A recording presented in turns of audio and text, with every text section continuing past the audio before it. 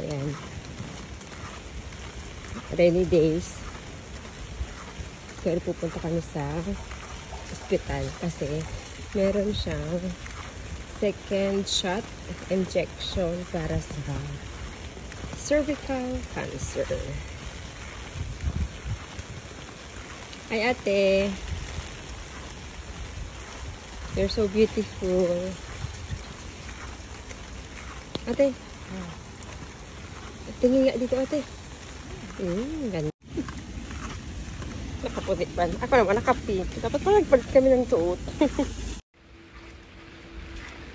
Ate, tingin dito. You're so beautiful, baby girl. Okay.